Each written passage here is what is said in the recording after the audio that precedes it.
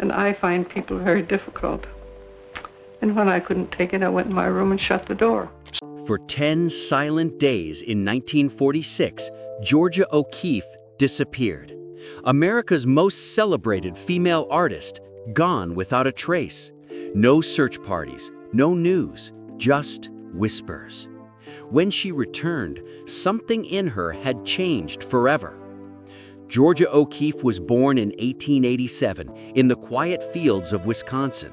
From the start, she saw the world differently. Where others saw farmland, she saw art, patterns in petals, rhythm in wind, poetry in dust. That wild imagination would one day make her immortal. Her childhood was marked by struggle. Her father's business failed, her mother grew ill, and the family's fortune vanished. Out of that pain, Georgia forged herself into something unbreakable, a woman who needed no one's approval. She studied art obsessively, moving from Chicago to New York, chasing beauty and meaning. Then illness struck. Typhoid fever nearly killed her. But the brush called her back, and she returned to painting with a new purpose, to express the emotions she couldn't speak. When photographer Alfred Stieglitz discovered her work, he saw genius.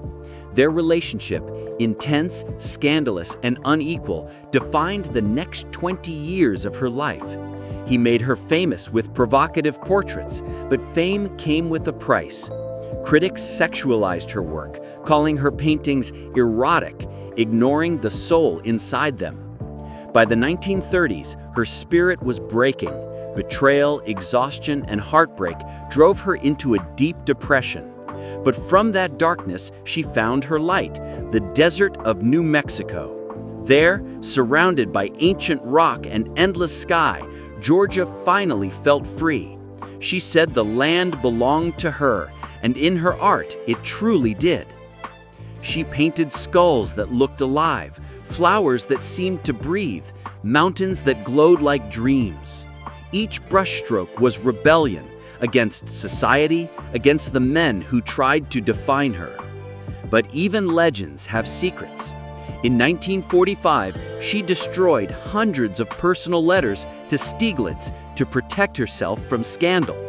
The next year, she made history with a solo show at the Museum of Modern Art, but days later, he was gone. His death shattered her, and for 10 days she vanished, leaving the world wondering if she'd ever return.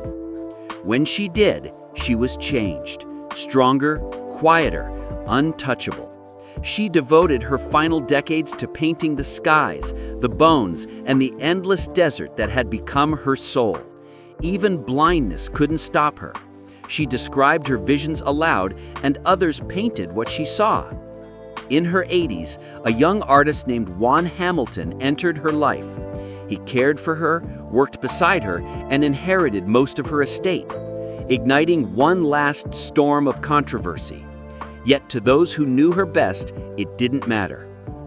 Georgia had finally done what she always wanted, lived entirely on her own terms.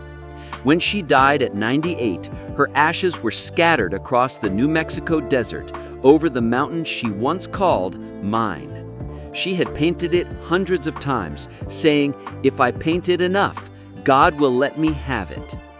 If you loved this story, subscribe to Golden Age Stars for more powerful journeys of the icons who shaped art, history, and the human heart.